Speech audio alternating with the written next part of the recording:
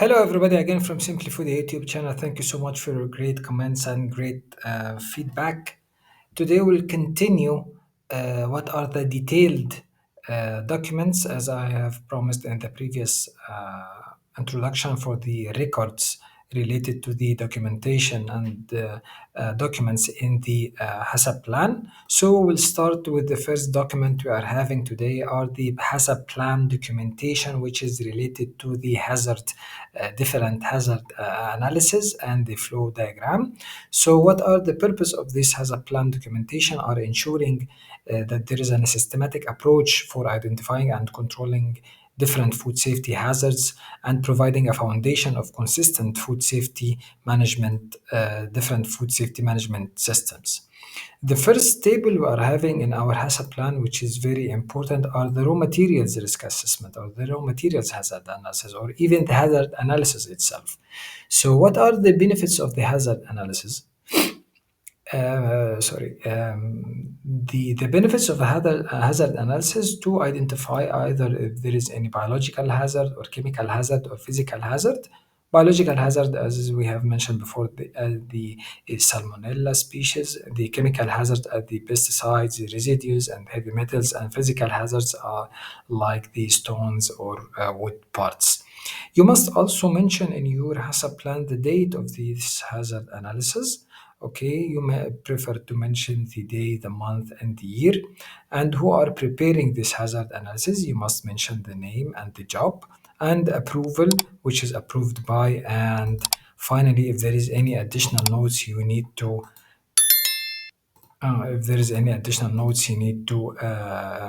note it in your document. So what are the shape of the of this hazard analysis related to the raw material?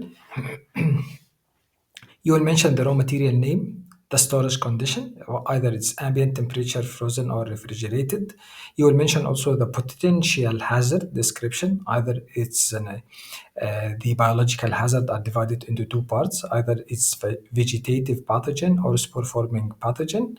The C for the chemical, P for the physical hazard, A for the allergen, R for the radiation risk or radiation hazard, sorry, and if there is any halal or kosher hazard, and either the raw material or a GMO, which is genetically modified organism. Okay, then the other cell you will mention the risk assessment, which is the multiplication of the severity by the probability, and the number outcome you will mention here the number. Then you will mention either this risk control measure scale, which is high or medium or low, related to the multiplication of the two numbers and the outcome number. Then you will mention either it's a significant risk or not, yes or no. Then you will explain and write the reason why you are mentioning it as a risk. Then the risk control measures you will identify in each bullet point. What are the risks you are, or sorry, what are the control measures for all the risks you have identified in the hazard analysis related to this raw material. And finally, you will mention sorry, it's not that. Yes, you will mention finally the type of control measured by process, either it's in a PRP, which is prerequisite program, or OPRP, which is operational prerequisite program, or finally the CCP, which is critical control point. Then you will identify on the other part of this hazard analysis, you will identify the processes hazard analysis. So we are identifying the raw materials, which is the raw materials and the packaging materials. Then you are identifying all the processes, either it is an OPRP or CCP or different or normal process. In the OPRP, which is the operational prerequisite program, in our Simplyfoodea orange juice example, we are identify that the sorting and the filtering are both an OPRP. Also mention you must mention the date, and also in the CCP you have mentioned the pasteurization as an CCP number 1 and X-ray as a CCP number 2. The dates of the conducting this hazard analysis for the processes, then the HACCP team member name, the approval, and what are the additional notes you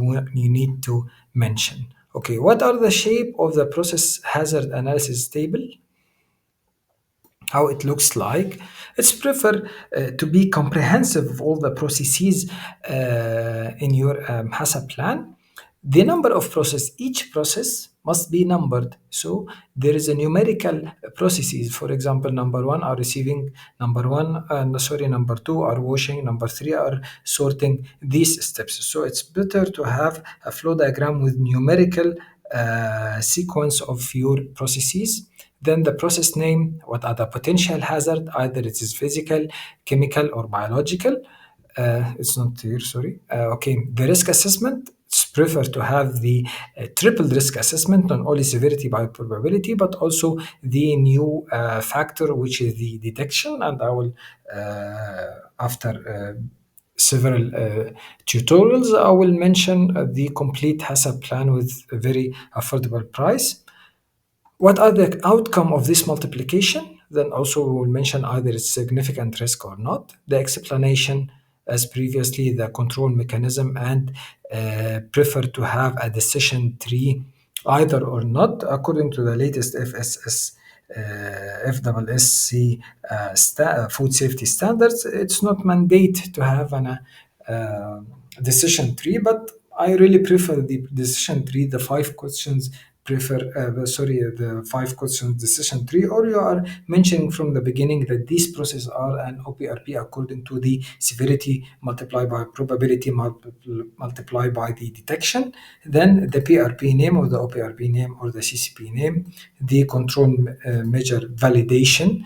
What are these critical limits? The monitoring frequency, if it's an OPRP or CCP, the documentation reference, what are the reference document number will be in this part, who are the process owner of the validation and the verification, what are the corrective action if there is any deviation, and what are the training needs and training people must be involved in this part. So one of the most important thing are the process risk assessment, which is very important in your HACCP plan. So we all must take care of this part of the HACCP plan and review it very well. Finally, last but not least, the flow diagram.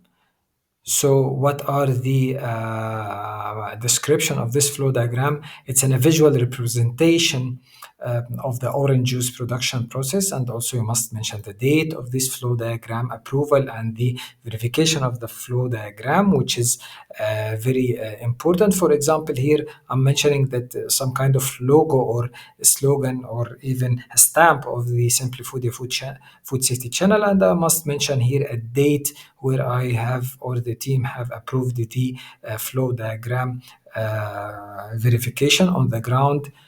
Of course, unlike all the others, the HACCP team members or who are the owner of this or who have done this flow diagram either draw or either verify. But of course, there is a difference between the draw and verify, because the draw, maybe the food safety specialist who have draw the flow diagram, but the verification must be according to the HACCP team, not only individually.